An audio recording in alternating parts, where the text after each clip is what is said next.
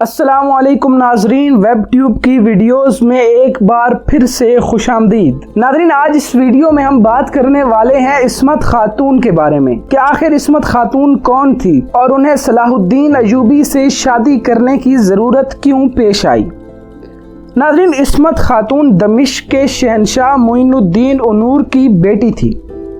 عصمت خاتون ایک نہایت ہی مضبوط، باہمت اور نڈر خاتون تھی، اور اگر ان کے بارے میں یہ کہا جائے تو غلط نہ ہوگا کہ وہ 12ویں صدی کی سب سے بہادر خاتون تھی۔ ناظرین، عصمت خاتون کی زندگی بڑے آرام اور سکون سے چل رہی تھی، تبھی ایک ٹرننگ پوائنٹ آتا ہے جب 1145 میں نور الدین زنگی نے ان کے والد کی سلطنت اور دمشق پر قبضہ کرنا شروع کر دیا۔ ناظرین، ان کے والد نے کافی لڑنے کی کوشش کی مگر وہ نور الدین زنگی کا مقابلہ نہ کر پائے اور 1149 میں ان کے والد کی وفات ہو گئی۔ 1149 کے بعد ان کے بھائی کارا تیگا نے بھی بڑی کوشش کی کہ وہ نور الدین زنگی کو روک سکیں، مگر 1154 تک نور الدین زنگی نے دمشق پر اپنا پورا کنٹرول حاصل کر لیا تھا۔ ناظرین، اگر آپ صلاح الدین ایوبی ڈرامہ دیکھتے ہیں تو اس میں آپ کئی دفعہ دیکھ چکے ہوں گے عصمت خاتون اور اس کا بھائی کارا تیگا کئی مرتبہ نور الدین زنگی کے لیے اپنی نفرت کا اظہار کر چکے ہیں، جس کی وجہ موجودہ شام یعنی دمشق تھا۔ ناظرین، جب 1154 کے بعد دمشق میں نور الدین زنگی نے اپنا پورا کنٹرول حاصل کر لیا، مگر پھر بھی وہ ایک مشکل میں تھے کہ دمشق کے لوگ ان کا ساتھ نہیں دے رہے تھے، وہاں پر سیاسی اسٹیبلٹی نہیں تھی، تو اسی وجہ سے نور الدین زنگی نے عصمت خاتون سے نکاح کرنے کا فیصلہ کیا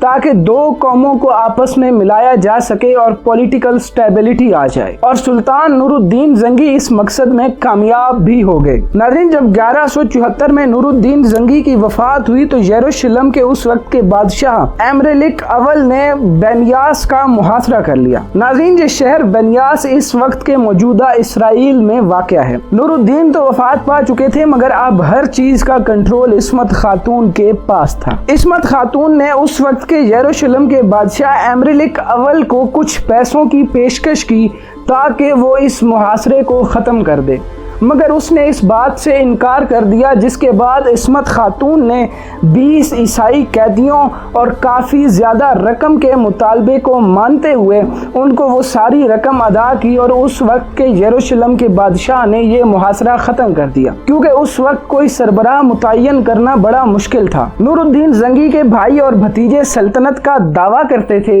اور وہاں پر عصمت خاتون اس بات پر اڑی بیٹھی تھی کہ صلاح الدین ایوبی کو ہی یہ سلطنت ملے گی، کیونکہ نور الدین زنگی کی ذاتی خواہش بھی یہی تھی کہ صلاح الدین ایوبی ان کی سلطنت کا آنے والا وارث بنے۔ مگر ناظرین، جیسا کہ آپ کو معلوم ہے کہ صلاح الدین ایوبی کا حق نہیں تھا بنتا اس سلطنت پر، اسی وجہ سے عصمت خاتون نے صلاح الدین ایوبی سے نکاح کیا۔ اس نکاح کے نتیجے میں صلاح الدین ایوبی اس قابل ہو گئے کہ وہ اس سلطنت کے وارث بن سکیں، اور اس طرح صلاح الدین ایوبی آنے والی نور الدین زنگی کی سلطنت کے اگلے وارث بنے۔ ناظرین، 1174 اور 1176 کے درمیان صلاح الدین ایوبی نے مصر پر اپنا پورا کنٹرول حاصل کر کے یہ چیز تو بظاہر دکھا دی تھی کہ وہ ایک اچھے حکمران اور اچھے جنگجو ہیں، جس کی بنیاد پر عصمت خاتون ان سے شادی کرنے پر راضی ہوئی۔ عصمت خاتون اور صلاح الدین ایوبی کے بچوں کے متعلق ابھی تک کوئی تصدیق نہیں ہوئی، مگر تاریخ دان لکھتے ہیں کہ 1186 میں عصمت خاتون کی وفات اس وجہ سے ہوئی